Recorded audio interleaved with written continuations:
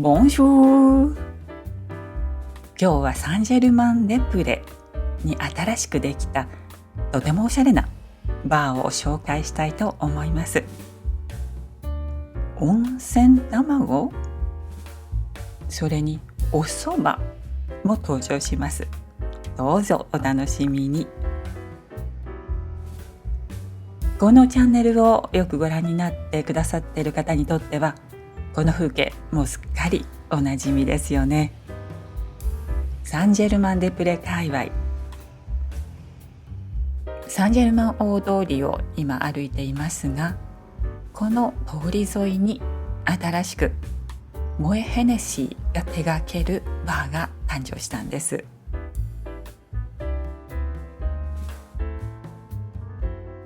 ルード・ドラゴンとの交差点にあるこの建物、17世紀の建築一棟丸々がクラバンという名前のバーとして生まれ変わりました。このウィンドウから中の様子がちょっとわかりますが、ライブラリーとかアトリエ、それからシネキオスクなんていうのもあります。営業時間前のお店にお邪魔させていただきました。入り口を入るとこんな感じ。ここが一つ目のバーですね。床も壁も、そして天井にもいろいろなデザイン要素があって、なかなかおしゃれです。あれ？サンドバッグ？階段が2つありますね。ここからはクラバンのコンセプトを作ったフランク・オードゥさんに案内していただきましょう。クラバンという店名はアルチュール・クラバンという人の名前にちなんだものだそうです。詩人でもありボクサーでもあったということで、サンドバッグが置かれてたんですね。自由なエスプリの象徴としてクラバンという名前を彼はバーの名前にしたんですが、すでに16区でクラバンというバーをフランクさんは成功させています。この壁ちょっと変わってますけど、これ劇場の舞台装置を再利用したものなんですって。Une maison 17e, reconstituée dans tous ses détails de peinture. 17世紀の邸宅の中に新しい時代の箱が入ってるっていうコンセプトなんでしょうか。この箱は7、80年代のドラッグストアといったイメージ。内装そのものがすでに時代のカクテルという感じかな。De pouvoir boire un verre aussi bien dans le décor 17e que prendre un verre derrière le bar, que de prendre un verre dans le drugstore.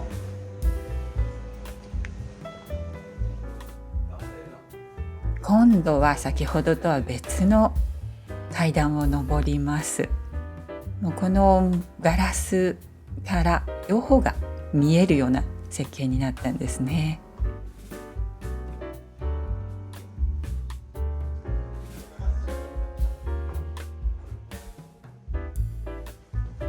Nous arrivons au deuxième étage, nous arrivons cette fois-ci dans la bibliothèque. なるほど、これが図書室なんですね。フランクさんは本を出されていたはずです。Exactement. Ouais. Donc là encore une bibliothèque 17e reconstituée. Mais vous voyez là en haut, c'est un décor, mais avec des livres que nous avons chinés, des livres du 17e, du 18e. Et toujours le même principe à l'intérieur, une boîte contemporaine. Et cette fois-ci, la pointe contemporaine, c'est une librairie Rizzoli New York. J'ai publié ce livre en 2019. C'est ça. Instantané de l'entre-deux-guerres. Donc le cocktail à Paris. Donc comment le cocktail, plus qu'un effet de mode, est vraiment devenu un phénomène de société. À l'époque. Dans les années 20 et 30. Comment le cocktail, à l'instar du jazz, du Charleston, a reconstruit. Donc Donc il y a des recettes, mais c'est vraiment le cocktail d'un point de vue historique, Oui, c'est culturel, vrai, social. Comment on consommait le cocktail à cette époque-là. Parce que c'est l'époque effectivement du jazz, du charleston, c'est l'époque de la garçonne. La femme à l'époque a les cheveux courts, fume une cigarette et boit un cocktail. Donc c'est aussi une période d'émancipation. Donc tout est... ニューヨークのリゾーリ書店のパリ支店ってことになるのかしら。本のチョイスが面白いです。三島由紀夫の本があったりしますね。この家具も本を読むために特別に作ったものなんですって。On continue? Ok, Allez, suivez-moi. Allez, reprenons l'escalier. Très bien. Cette fois-ci, c'est 17e L'escalier siècle. 17e. Il faut savoir aussi que ça, c'est du bois de récupération. De... Pas du TC, mais c'est des bois de récupération. Il faut savoir que tout ce projet, 80% des matériaux utilisés sont des matériaux de récupération, de réusage. この壁の木材は、これはもう建物ができた当時からあるものに違いないですね。またガラリと雰囲気が違ってすごく素敵じゃないですか。ここは17世紀のサロンというふうに名前がついています。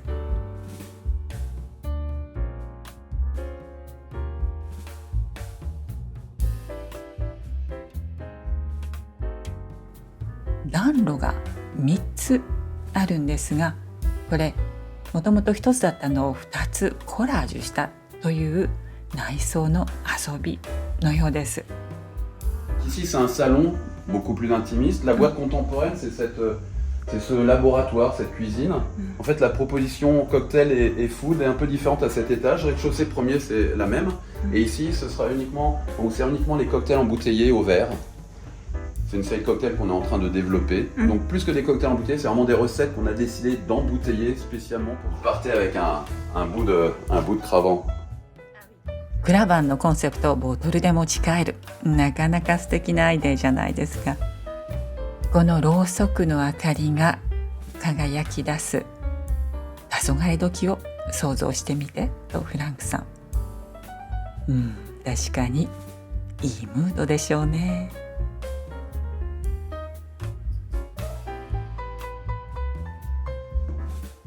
さらに上へと行きましょう。Donc le ciné-kiosque, comme acte surréaliste ultime, on a décidé d'aller prendre un kiosque à musique dans le jardin du Luxembourg et de l'amener sur le toit. リュクサンブル公園のキオスクを屋根の上にってなんだかワクワクしますね。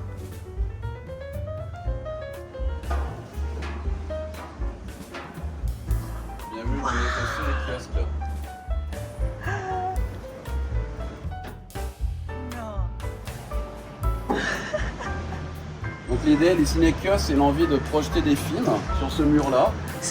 この壁が映画のスクリーンになるってことなんですね。 Cinéma français, cinéma asiatique, donc l'idée c'était vraiment, une fois qu'on est en haut de cette maison, on a aussi bien la tête dans l'image cinématographique et la tête sur les toits de Paris. ここにはもちろんサンジェルマン・デ・プレ教会の塔が見えていますね。ハウスツアー満喫しましたね。でもバーというからには営業時間中の雰囲気も味わってみたいじゃないですか。夜に改めて訪れることにしました。こ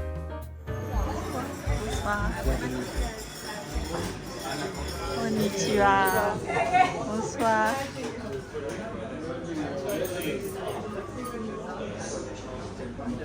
やはり人がいると場所が活気づきますね。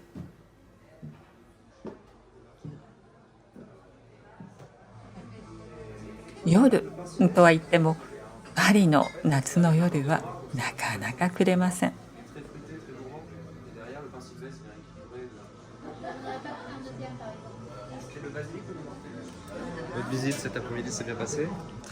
はい、午後のツアー満喫しましたよ。これがメニュー。ドリンクを見ますとほぼすべてカクテルですね。ドンペリニオンベースというのもありました。そしてこちらは食べ物の方なんですが、温泉卵、それからそば、これはトライしてみなくてはですね。おすすめのカクテルをお願いしました。ロワイヤルバジリックという名前のもので、グラスになみなみと注がれたのがシャンパーニュ・ルイナールのブリュット。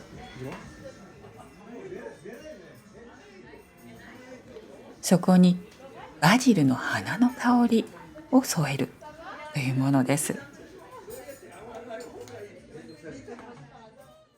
Et voilà, madame. Merci beaucoup, Je vous en monsieur. prie. Bonne dégustation. Merci. グラスなみなみのカクテル、いただきます。まさに正真正銘の温泉卵。そしてそばはなんとこんな風なプレゼンテーションだったんですね。そもそもこれらのメニューのアイデアはフランクさんによるものです。こちらのカクテル、とても繊細な味と香りなので、食べ物の方も非常にピュアなものをと考えていたようです。お蕎麦ももともと大好き。そしてこの温泉卵の出汁はこちらの厨房でちゃんと昆布と鰹節から出汁を取っているようです。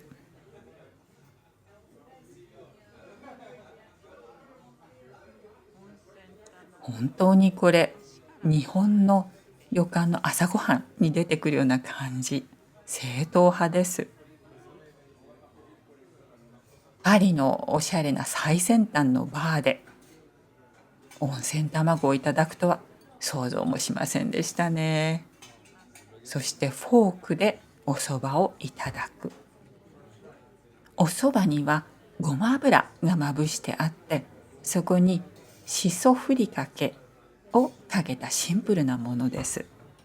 私はこういう食べ方を初めてしましたけれども、なるほど、こうするとお蕎麦が伸びなくておつまみとしていただける感じで、結構やみつきになりそうな気がしました。